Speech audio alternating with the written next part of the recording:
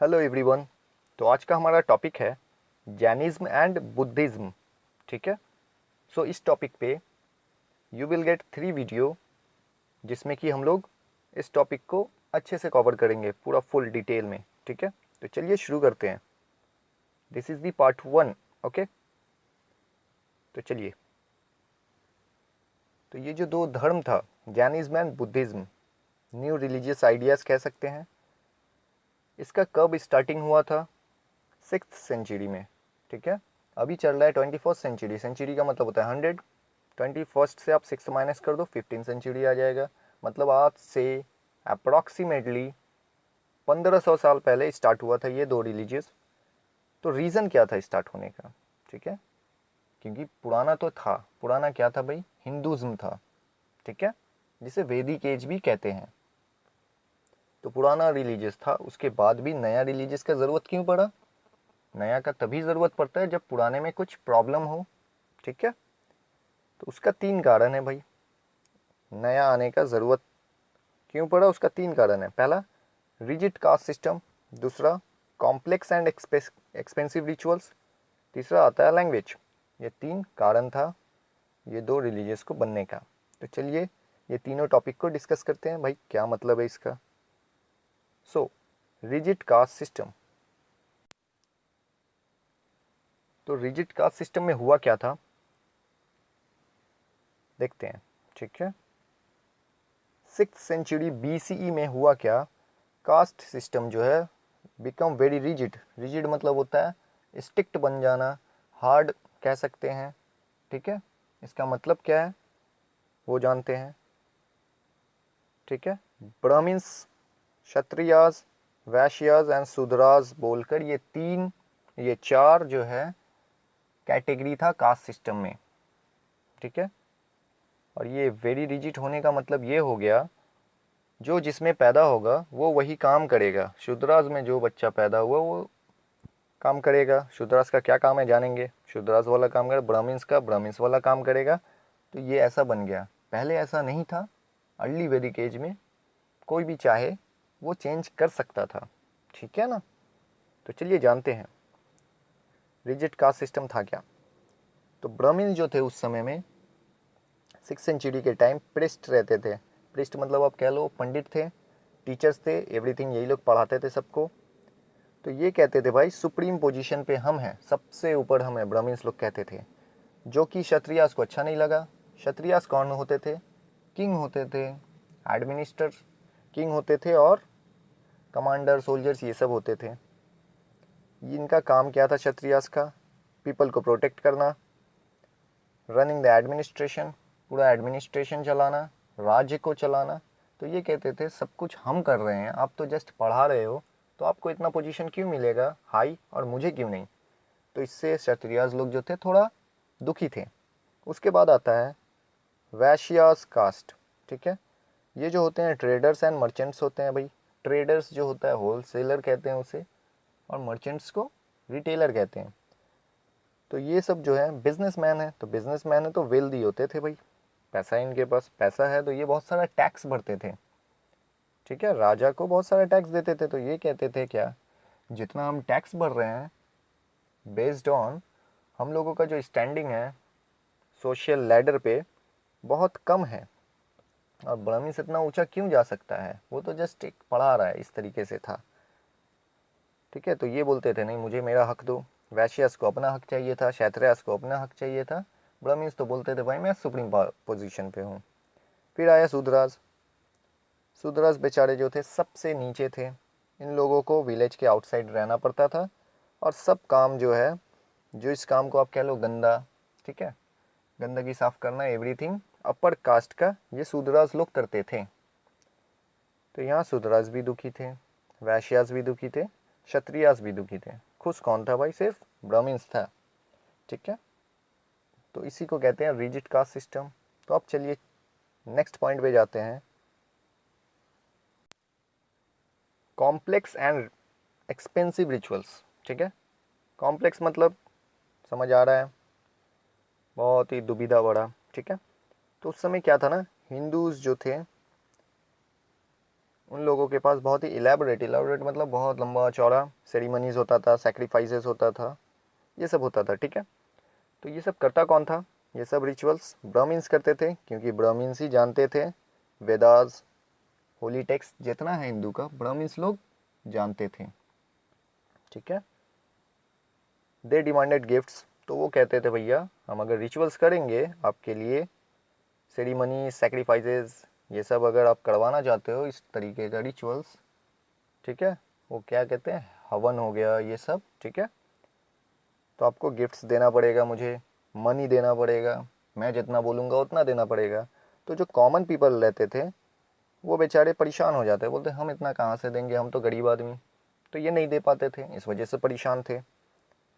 फिर ब्राह्मण्स लोग क्या किए, ये कहते थे भैया अगर सेक्रीफाइसेस करना है आपको तो आप बुल लाइए, ठीक है, बैल लाइए, उसको सेक्रीफाइस कीजिए।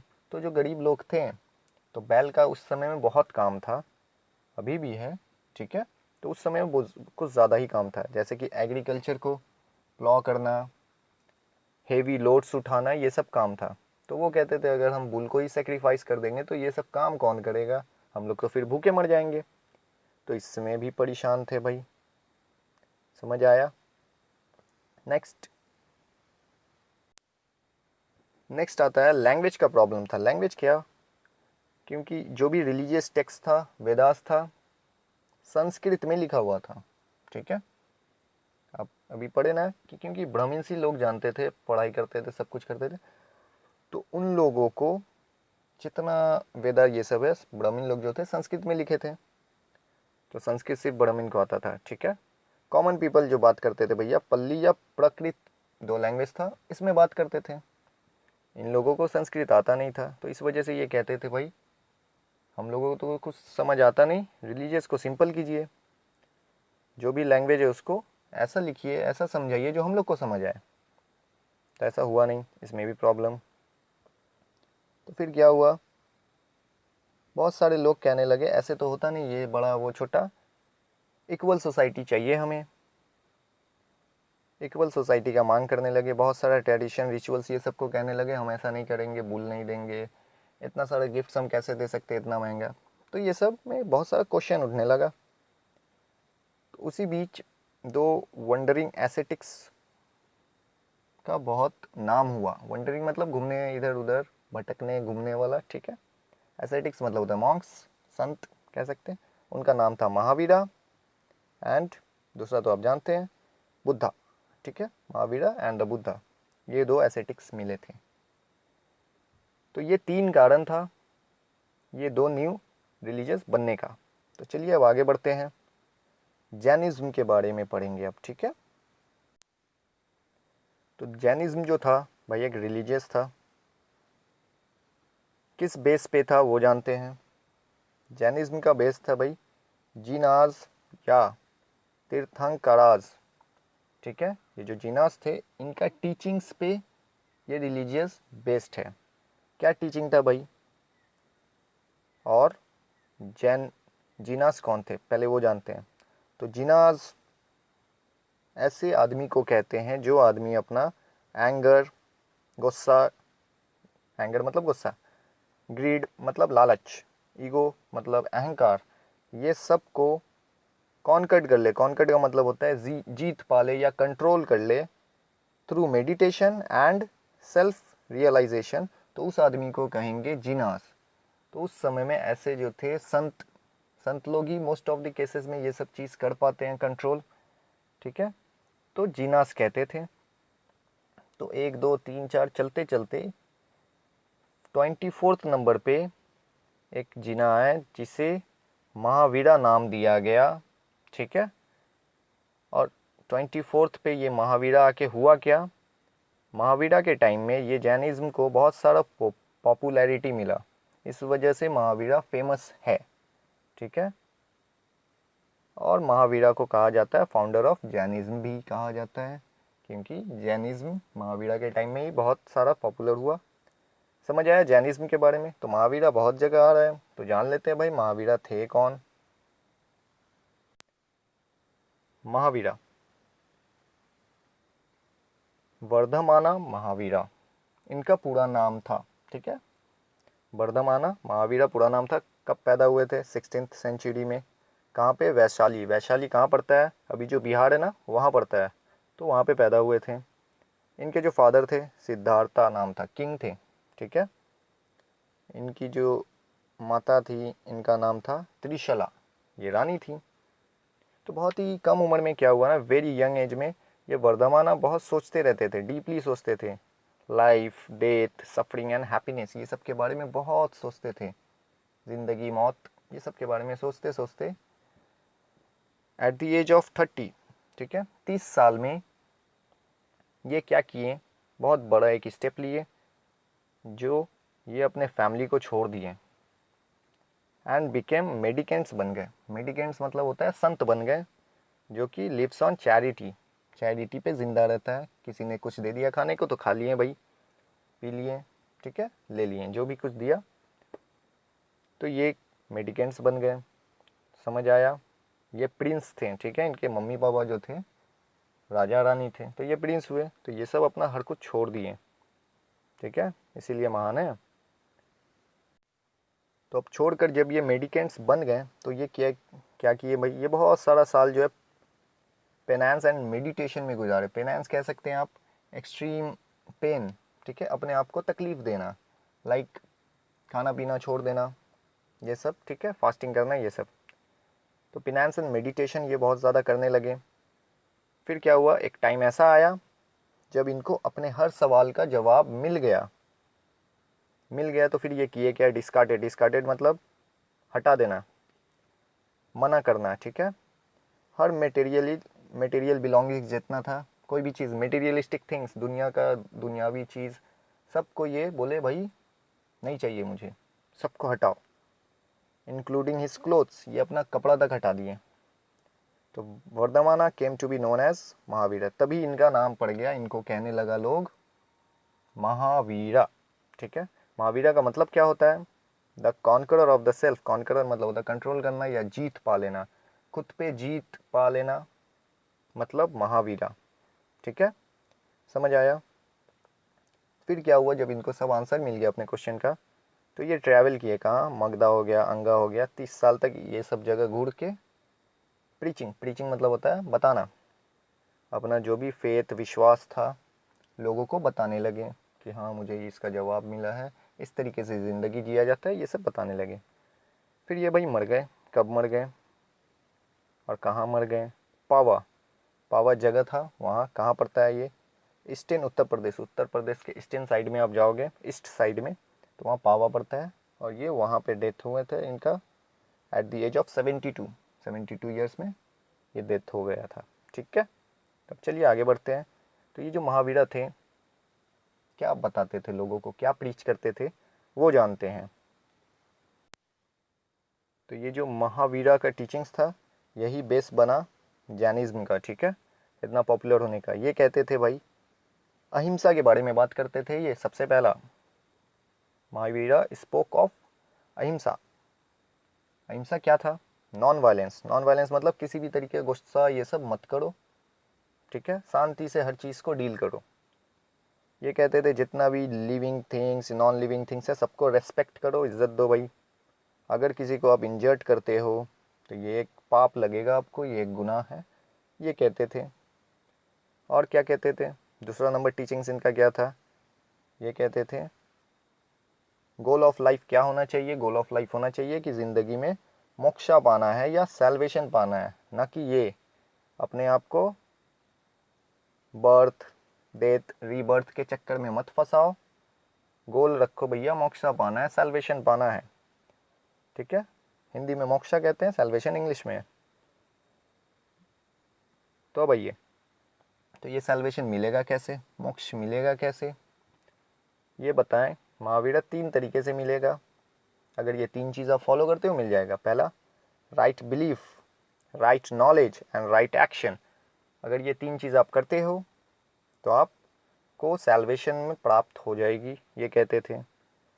3 ज्वेल्स ऑफ जैनिज्म भी इस तीनों को कहा जाता है, या त्रिरत्नास। त्रि मतलब 3 होता है, रत्नास मतलब ज्वेल, ठीक है। 3 ज्वेल्स ऑफ जैनिज्म या त्रिरत्नास ऑफ जैनिज्म आप कह लो। क्या था? Right belief, right knowledge and right action. ठीक है, ये 3 चीज़ सिखाते थे। देन तीसरा क्या आता है, महावीरा कहते थे भाई ये कास्ट सिस्टम ये सब मैं तो नहीं मानूंगा, ये बिलीव नहीं करते थे ये सब पे। ये कहते थे सब ह्यूमन बीइंग जो है बराबर है। और ये जितना एक्सपेंसिव एंड एलाबरेट वैदिक रिचुअल्स था ब्राह्मण्स लोगों ने जो बनाया था, ये सबको अपोज करते थे, मना करते थे, बोलते थे भाई मैं नहीं मानूंगा ये सब चीज़ों को। तो देख लो कितना महान थे। ठीक है, ये सब काम करते थे, इसीलिए महावीरा बने और आज भी याद रखा जाता। तो ये इतना पॉपुलर बने कैसे, इसके पीछे कुछ राज होगा, रीज़न होगा, वो जानते हैं। पहला रीज़न था क्या, वो 3 रीज़न था। लोग परेशान थे, वो देखे क्या, ये तो महावीरा जो है भाई बहुत अच्छा है भाई, सब आदमी को कहता है इक्वल मानो, ये करो, अहिंसा से काम लो, तो अच्छा है। तो बहुत सारे लोग जैनिज्म को एक्सेप्ट करने लगे जो परेशान थे। और दूसरा कारण ये है, ये जो महावीरा थे अपना जो भी बात कहते थे वो प्रकृत में कहते थे। ठीक है, प्रकृत लैंग्वेज कौन था, कॉमन पीपल का लैंग्वेज था, तो कॉमन पीपल समझ पाता था, इस वजह से भी ये ज़्यादा पॉपुलर हुए। ठीक है ना। नेक्स्ट क्या, वॉ मतलब प्रॉमिस। तो ये कहते थे ठीक है आप तो जैनिज्म एक्सेप्ट कर रहे हो, लेकिन ये जो अहिंसा है इसको आपको स्ट्रिक्टली फॉलो करना पड़ेगा। अगर ये इतना तक महावीरा कहते थे, अगर आप एक एंट को बाय मिस्टेक भी मारते हो, एक चींटी को भी, तो ये इसका आपको पाप लगेगा, इसे एक गुनाह माना जाएगा। ठीक है, तो इस तरीके का स्टिकनेस, इस तरीके का स्टिकनेस नहीं कह सकते हैं, अच्छा वर्ड नहीं होगा, सेल्फ डिसिप्लिन, डिसिप्लिन आप कह सकते हो। ठीक है, ये था। तो अब आगे बढ़ते हैं। The two main sects of Jainism. Jainism को 2 हिस्से में बांट दिया गया after the death of Mahavira. वो 2 पार्ट क्या था, पहला पार्ट था भाई दिगंबरास एंड श्वेतंबरास। 2 टाइप के लोग बन गए जैनिज्म में, जो 2 बिलीफ को मानते थे। ये दिगंबरास क्या कहते थे, क्लोथ, ये लोग, दिगंबरास का मतलब होता है क्लोथ बाय द स्काई। ये कोई कपड़ा नहीं पहनते थे दिगंबरास लोग, नो क्लोथ। और ये लोग ज़्यादा एसेटिक थे, बहुत ज़्यादा ही कह सकते हैं सेंट जो थे, बहुत ही सेल्फ डिसिप्लिन और स्ट्रिक्ट थे। ठीक है, स्ट्रिक्ट डिसिप्लिन फॉलो करते थे। नेक्स्ट श्वेतंबरास आता है। श्वेतंबरास जो थे ये कपड़ा पहनते थे, किस कलर का, वाइट कलर का। तो यही बेसिक डिफरेंस है, ये कहते थे भाई नहीं पहनना कुछ, ये कहते थे पहनना। ये कुछ ज़्यादा ही स्ट्रिक्ट थे, ये थोड़ा सा कम थे लेकिन इनसे कम थे। ठीक है, तो अब आगे बढ़ते हैं। Spread of Jainism, very important. तो जैनिज्म कैसे कैसे फैला, तो ये जो जैन मुनीस थे, मंक्स थे, ठीक है, आफ्टर द महावीरा, ये महावीरा के टीचिंग्स को पूरे इंडिया में फैलाने लगे जा जाकर। जैन मॉन्क्स थे या नन्स, नन्स जो लेडी होती है उसने कहते हैं। ठीक है, वेरी स्ट्रिक्ट लाइफ आज भी गुजारते हैं ये लोग, आप अगर आप देखोगे जाकर।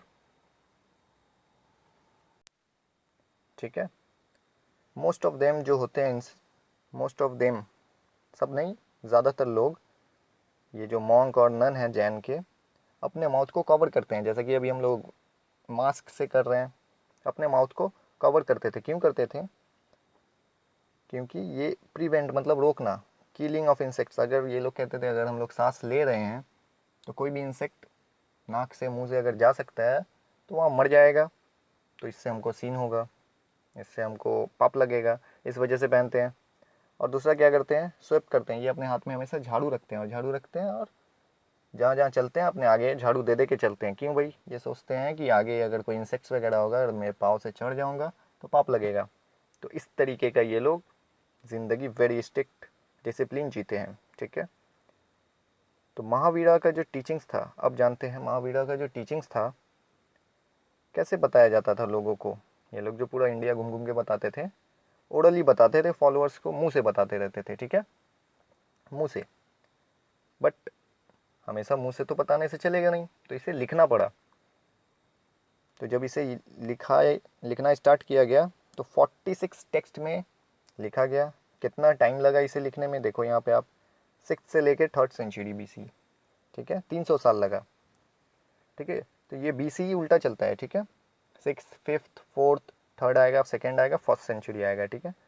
तो ये अगर नहीं मालूम है आपको तो आप आई बटन में क्लिक करके देख सकते हैं, you will clear your concept, ठीक है। तो 46 टेक्स्ट बना और इसका नाम रखा गया अगामास, ठीक है। तो ये अगामास जो है जैन का बुक सब है, अगर आप पढ़ना चाहो तो इसमें 46 बुक है, spiritual books, you will get all the knowledge about Jainism. तो चलिए अब आगे बढ़ते हैं, सम फैक्ट्स जानते हैं। ये फैक्ट्स क्या है भाई, तो ये जैन लोग जाते कहाँ हैं, अपना पिलग्रिमेज करते हैं, ठीक है। पिलग्रिमेज तो करते हैं, कहाँ करते हैं, श्रवणा, यहाँ देखते हैं, एक मिनट, श्रवणा बेलागोला, कहाँ पे ये जगह है, कर्नाटका में है।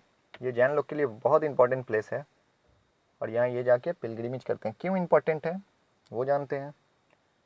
जैन स्क्रिप्चर्स के अकॉर्डिंग अगर पढ़ें और जानें कि ये जगह क्यों इंपॉर्टेंट है, क्योंकि गौमेतेश्वरा बोलकर एक आदमी था उस समय। कौन थे भाई ये जो थे सेकंड सन थे। सेकंड सन किसके थे, फर्स्ट तीर्थंकरा, तीर्थंकरा मतलब जीना। महावीरा जो थे 24th पे थे और यहाँ फर्स्ट जो जीना थे लॉर्ड ऋषभ थे, ठीक है। तो इनका सेकंड बेटा, छोटा बेटा गौमेतेश्वरा नाम था। तो हुआ क्या, जैसे कि अपना बाहुबली जो फिल्म है ना, हम लोग क्या देखे उसमें, बड़ा भाई अपने छोटे भाई को मारता है, मरवाता है किंगडम के लिए। तो सेम कहानी ये है और बाहुबली एट द एंड जीतता है। तो ये सेम कहानी है। तो क्या होता है, जब लड़ाई करता है अपने बड़े भाई से ये बाहुबली गौमेतेश्वरा, तो बाहुबली जीत जाता है। जीतने के बाद ये बहुत अपसेट हो जाता है। क्यों, क्योंकि ये अपने बड़ा भाई से लड़ाई किया, इसे अच्छा नहीं लगता। तो ये अपना किंगडम ये सब को त्याग करके एसेटिक बन जाता, मॉन्क्स बन जाता। बनने से तो क्या हुआ, इसीलिए जैन लोग इन्हें बाहुबली कहते हैं, लॉर्ड बाहुबली, क्योंकि ये खुद को जीत लिए, ठीक है। कॉन्कर्ड कर लिए, कंट्रोल कर लिए सेल्फलेस, ठीक है, सेल्फिशनेस, प्राइड, जेलसी, एंगर, ये सब को कंट्रोल करके एक सैल्वेशन मोड में चले गए। तो इसलिए इन्हें लॉर्ड बाहुबली कहा जाता है। अगर आप इस जगह में जाओगे ना तो गौमेतेश्वरा का आपको 18 मीटर टॉल स्टैचू मिलेगा, जो कि एक सिंगल रॉक से बनाया गया है। सिंगल रॉक लिया गया, उसी को कार्व कर करके बनाया गया है, जो कि परफेक्टली पूरा उसका फिगर और सेरीन फेस, ये सब सेरीन फेस मतलब होता है बहुत, शक्ल जो है बहुत ही खूबसूरत सा है, देखोगे तो बहुत अच्छा है, इस तरीके से बनाया गया है। तो होप आपको समझ आया होगा जैनिज़्म के बारे में पूरा, ये पूरा अच्छे से इन्फॉर्मेशन था जैनिज़्म के बारे में। अब मिलते हैं नेक्स्ट वीडियो में, तब तक के लिए thank you for watching, like share and comment and do subscribe the channel for more upcoming informational video. Okay, तो चलते हैं, बाय।